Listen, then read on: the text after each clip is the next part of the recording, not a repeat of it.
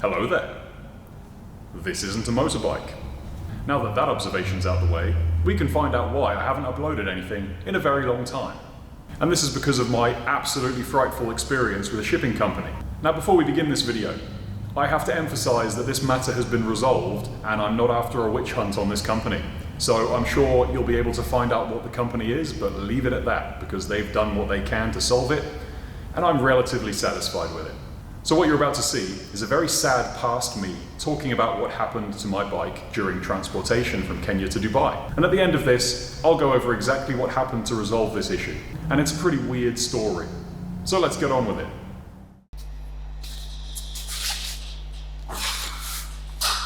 Well, I bet you didn't expect this video. So yes, I'm back in Australia and there's no BMW in my workshop.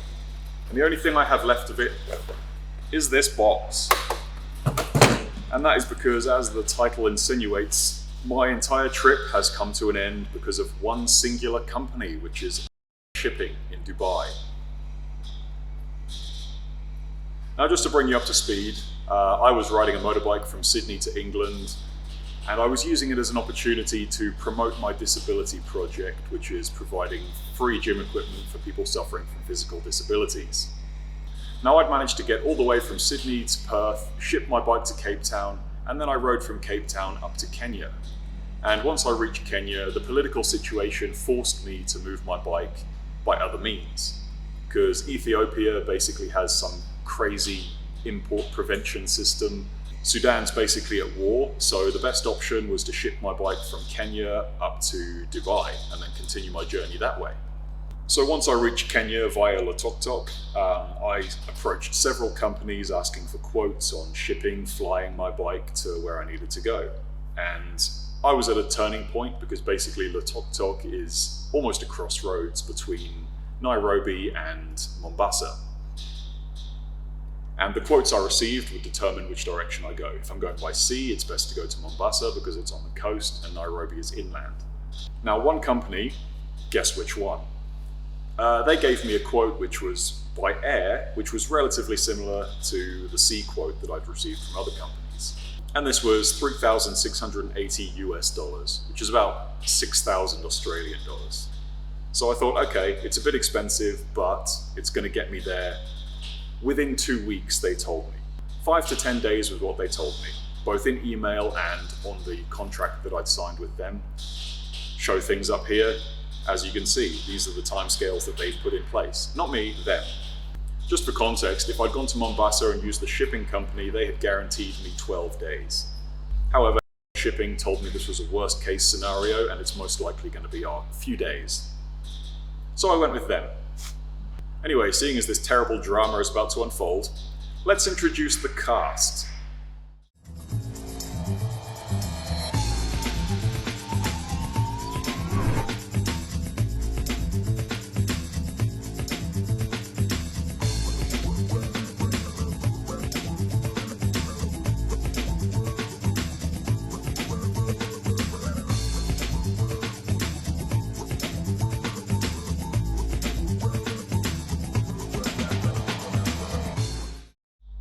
As you can tell, I have no problems naming and shaming in this case. Anyway, the bullshitter is the one who's supposed to land the sale. He's the one who'll say anything to get your money. And in this case, he tells me it's very difficult to find a good shipping agent in Kenya. Basically someone to forward your bike onto customs. Basically someone to get your bike through customs and get it onto the plane or boat or whatever it is you choose. So as I said, I went with this company, and on the 27th of July, I dropped off my bike at their shipping agent. And this is where it's going to get packaged and then sent off. Now when I drop the bike off, I'm there taking everything off the bike, making sure everything's accounted for, all my possessions, my camping gear. And the entire time, several times, at least 10 times, I'm asking them, is this okay? Have I done enough for the bike to satisfy your packaging needs? And every single time I'm told this is perfectly fine, don't worry about it, there will be no problems. And I specifically told them I don't want the cost to increase because of something happening with the crating. And I'm told everything is perfectly fine, not to worry, there'll be no issues whatsoever, we promise. And literally, once I've taken all my stuff, they've already started putting the bike on a crate. This is literally on the same day. So it's very safe to assume, seeing as my bike was on the pallet when I left, that the bike was crated either that day or the next day. Anyway, with that problem resolved, a couple of days later, I flew out to Dubai to wait for my bike to arrive. And I'm expecting it, within the week. And I'm not a particularly pushy person, so what I did is I waited over a week for this company to contact me. I'm not going to chase them because obviously if it's a shipping company and they're waiting for something to get from A to B, there's nothing I can really do about it. So I think it was day 10, I get a text message from asking me if I'm still in Kenya. Now this strikes me as a little bit strange, but I'm like, no, I'm in Dubai. Is there a problem? And he says, no, there's no problem. There's nothing at all. So just to sort of, add this to the scam they're building up, they wanted to know if I'm still in Kenya, I assume, to see if I could pick up the bike easily. Because if I can pick up the bike easily, it means I can find another shipping company easily, and it'll kind of throw a spanner in the works for their scam. Anyway, he says there's no problem. So, I leave it for a few days, and then I'm like, okay, well, this is taking a while, I better follow this up. So I send them a message, and I'm like, hey, what's the problem? Is there anything going on? Can I come and get my bike? And then I'm landed with this email saying I have to pay them another $1,500 because they couldn't package my bike low enough to keep it within the quote that they gave me. Keep in mind that the bike would have been packaged about a week and a half ago, and they told me the bike was going to have arrived about 5 days ago. So obviously I've got a case of the what the fucks, and I send them a message saying, well, you're going to have to justify this, what's going on? I'm not paying this because you've packaged a bike badly. And from here I get absolutely ghosted by everyone. I get ghosted by that accountant who I can't remember the name of right now. And that's both by WhatsApp and email. So I'm in Dubai, their office is in Dubai, so I went to their office. In case you're having trouble following, here's a visual representation of the events so far. Tell you what, Alex, we're going to be best friends. I'm so glad we're going to have this amazing business relationship together. Let me just let you into the workshop here a second. Let's just do that small business of getting the cash payment, and then we can be on our way here. Oh, don't worry about that. Just give me the whole thing. That's fine. What? Who are you? Well, what are you doing here? Give me more money. Give me more money. Oh, no. Yeah, are you okay? Wait, where are you going? So that just about sums it up. Anyway, I visited their office. Now once I'm there, I realise exactly how hopeless everything is. So firstly, the guy isn't even in Dubai, even though he's using a Dubai burner number. I think he's in Sri Lanka or something like that. So I get to talk to this idiot. And this guy is basically like one of those monsters from Doctor Who, but the opposite. And he will only do anything while you're watching him over his shoulder. As soon as you turn away, he'll freeze. Now, seeing as I'm there making him work the first day in his life, he's not very happy about it. So he assures me that, leave it with me, it's fine, you don't have to come back, we'll get this sorted, no worries at all. Now, the newfound information he gives me, what we already knew, is that they've packaged my bike like shit, and it's come in over their quoted cubic meters. And I'm like, yes, I already know this. I asked you to repackage it so it's a more sensible size. And they told me this is impossible. So I sent them these pictures of my bike as it was packaged on the way to Cape Town. And they came up with all kinds of excuses about how they're not allowed to ship these materials and stuff. And they told me this must have been an illegal shipment. But I insisted they did it, and then they went silent. And unfortunately, this was over the weekend, so there was nothing really I could do about it. On Monday, everyone was difficult to get hold of, so obviously I went back. And they told me that they were having difficulties getting in contact with their shipping guys in Kenya. So luckily I had some friends in Kenya who were able to go and visit this shipping company in Kenya on my behalf, which I'm eternally grateful for. And what these guys in Kenya told me is they had not been instructed to repackage their bike, so they were refusing to do anything. So what it means is had not got their act together to even send a message to these guys to tell them to repackage the bike. So eventually, after loads of back and forth and wasting a few days, they did repackage the bike. They saved about half a cubic meter, which should have been enough to bring it into the realms of their original quote. But this incurred a repackaging fee, and the repackaging fee was exactly the same amount as the amount saved from the volumetric weight. So all they'd done this entire time is waste time and just try to screw me over again. So at this point, I'm pretty defeated by it. So by this point, I just need my bike, otherwise my trip is over. They've already wasted so much time with something they could have told me on the second day, but they're now telling me 2 weeks later. Now at this stage, I should have already been in Europe, but they're still holding me back, and there's nothing I can really do about it, so I agree to pay their ransom. But what they tell me now is that the bike isn't going to move until firstly the money has cleared into their account, and secondly that they've instructed their guys in Kenya and obviously settled things at their end. And even then, they're going to have to then sort that bike out, get it through customs, and they said, oh, that can take a week at each end plus shipping time. So they said around 3 weeks for my bike to arrive by air. So this useless idiot is obviously giving me loads of these false promises about how we're working on it. And during this time, I've given him this deadline. On the 11th, I have to leave. Will the bike get here? And he's telling me, oh, we'll try, we'll do our best. And obviously I have zero faith in these guys whatsoever. I don't want to give them any of my money because I'll never see any results from it. So by this stage, I basically have to throw in the towel and say, I'm done, because I can't keep throwing money at something that's not going to yield any results. And even if I do throw money at this, then I've got no trust that anything will happen. So I'm basically screwed. I don't have a bike anymore. So seeing as they have my bike, they have my money, all I can do is tell them to get my bike back to Australia. And my trip is over. So, it's pretty upsetting for me because I've got friends and family who, they'd made arrangements to do things while I was there. They were excited, I was excited. I had obligations to sponsors for this trip. I had meetings arranged with people who were interested in getting involved in my disability project. There were things that were going to help me promote this and get it more well known, and all of these things had to be cancelled because of this one shipping company. So I get the most half-assed apology that I've ever received in my life from these guys, basically saying, oh, it was because of a technical difficulty.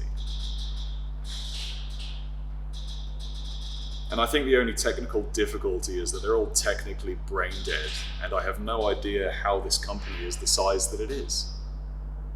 Now, I know my YouTube channel is particularly small, and my videos don't really get that many views or clout or anything like that. But I would love more than anything for this video to appear before their company does in the Google results, just so that, people can be warned about how these people act. So without sounding like one of these influencer idiots, if you can comment something in the comment section, press the thing, the thumbs up or whatever, just to add something to the algorithm, just to hopefully boost this video up so people can see it, that would be phenomenal. Because as of the recording of this video, it has been 70 days since I dropped my bike off, and the bike is still in Kenya. It hasn't moved. And this is after instructing them over a month ago to move my bike back to Australia.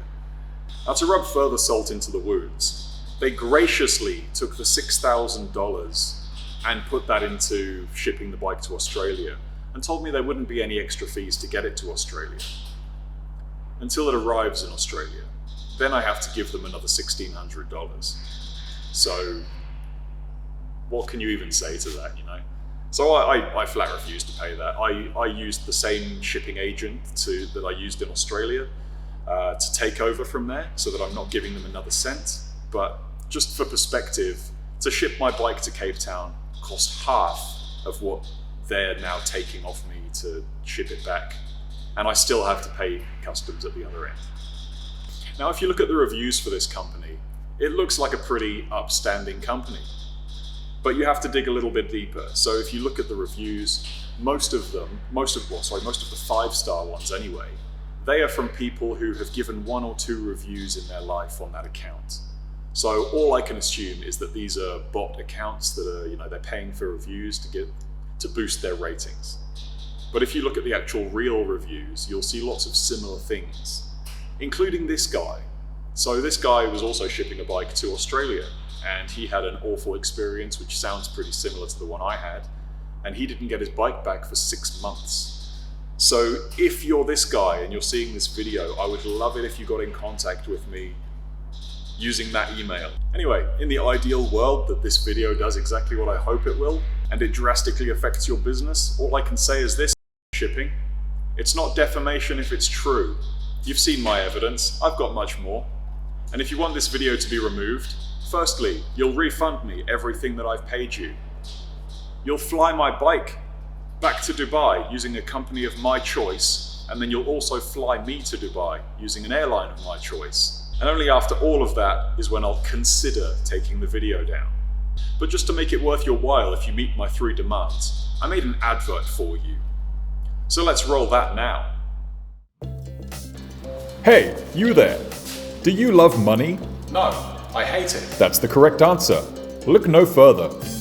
Maybe you're looking for a company you can pay to do absolutely nothing. Well, look no further. Here at Shipping, we'll try our hardest to do absolutely nothing. In a rush? No worries. We'll make sure our false promises will satisfy you until it's too late. We'll make sure we have no idea what's going on, and we won't even tell you about it.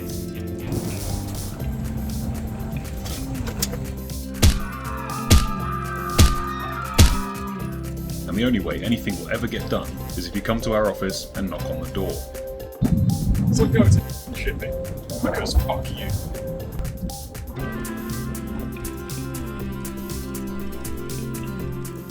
No, fuck you, Shipping.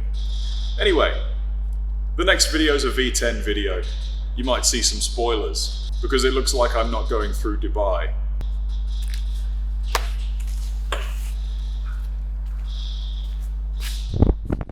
So what you just watched happened about 9 months ago, and this was originally uploaded to my 4-wheel drive channel, which you can see here, where I built this. Many of you probably know about it, but if you don't, subscribe, because it's better than this one. Anyway, at the time, my channel was pretty minuscule, and this video in a few days racked up thousands of views, and it pissed off a lot of people. Understandably, because nobody likes hearing about people getting screwed over by companies. Now, the Google review section was absolutely hilarious, and I'd say it was one of the things that got the most traction, because a few days later, I get a phone call from this shipping company, and as you just saw, I made a list of 3 demands. So I stuck to my guns, and I was like, look, the video's staying up unless you meet these 3 demands, which he wasn't particularly happy about. And for some reason, they have a timer set up on their WhatsApp calls, so as soon as the call reaches 30 minutes, the call drops. So at the 30-minute mark, this call drops and nothing's resolved. I immediately get a call back, and it was like I was talking to another person. The guy's anger disappeared, and he basically caved into all the demands. I got a refund there and then, provided I took down the video. They said they're gonna pay for the flights from Sydney to Dubai, and on top of that, they said they're gonna renew the carnet, which is basically my bike passport. That's gonna be talked about in a second. So as I said, the refund arrived almost immediately, and then it was basically a waiting game until it stops being baking hot in the Middle East so I can carry on my trip. And we basically agreed on a rough date of early to mid-April of the following year. And the entire time, the reassurance was, let us show you what we can do. We're capable of better than this. So I was like, okay, you've done what you've said you're going to do so far, so I'll just let you carry on about your way and see how it works. So I just left it. 9 months later, it gets a bit close to the time where I'm starting to leave, and I still haven't really heard anything. I've heard that my bike is in their warehouse, but that's about it. And then I think with about a month and a half left before I leave, I start approaching the topic of renewing the carnet, because I know this takes some time, and they've assured me this is something they can do easily. So it gets to the stage where I'm due to leave in, let's say, less than a week, and they are unable to renew the carnet. So that's just another massive fail to add to the list of cock-ups of this company, but by this point I don't really care. This is a pretty small ticket item, but it has really big consequences, because my carnet expired on the 24th of April 2024, And at this point, I think it was the 1st of April. So it means that to get from Dubai to exiting northern Iraq, I have roughly 24 days. So I was in a bit of a rush. I just booked my ticket, got to Dubai, and had to continue my trip from there, rushing it as I went, which is really something I didn't want to do, but what other options did I have, really? Now here's something else to consider. The amount they've refunded me was this much, and they've paid for my flight on the return, which was this much. Now keep in mind that this company caused me to have to fly back to Australia, which means that I incurred the cost of this flight, plus the amount of hotel stays for this many days. And all this means is that I've basically paid in a different way a reasonable shipping cost that it should have cost me to go from Kenya to Dubai in the first place. It just means that they didn't get my money, hotels and airlines did instead. Plus it cost me like 9 months. So I'd say that my feelings about this are completely neutral. I don't have any hatred or joy for the company. They'd still get a solid 1 stars from me because of all the cock-ups they've done in the meantime, which you'll see in the future bike videos on this channel, not the 4-wheel drive one, because YouTube hates that for some reason. So first of all, I'm convinced that nothing would have happened unless the video got the traction that it did. And the result of this was chaotic almost. And had this video not got any views, it just would have been added to the pile of unsatisfied customers, of which the owner told me 20% of the customers are unsatisfied. Just let that sink in for a second. Anyway, where I'm going with this is that my little weird community on this YouTube channel is the sole reason why this motorbike trip was allowed to continue. Otherwise, it just would have ended there and then. So to all those people that did terrible things and made the video ranks go up, or commented, or subscribed, or whatever, thank you. And that's a genuine thank you, because otherwise this trip would never have continued and I would have just been lost to the ether, as with many other customers from this company. Anyway, I've edited this video and left it, pretty well badly censored, not for the sake of shitting on this company, but this is just for the sake of making people aware of what can happen when you're doing international travel with a vehicle, and maybe give you a few pointers on what to look out for. And I would say first and foremost is look at the Google reviews for this company and completely ignore the most recent reviews. Sort your results from lowest to highest and you'll see a lot of correlation in the problems people are having. And if you see many people with the same problems, run a bloody mile. Also ask in Facebook groups, which are like the overland groups, things like that, because you'll have a lot of first-hand experience from people who are doing the similar sort of thing, who've actually experienced it firsthand, and they'll have a better idea than you will. And that's about it. Next episode is bike-related, obviously, and it's been a fucking fantastic journey, so watch it.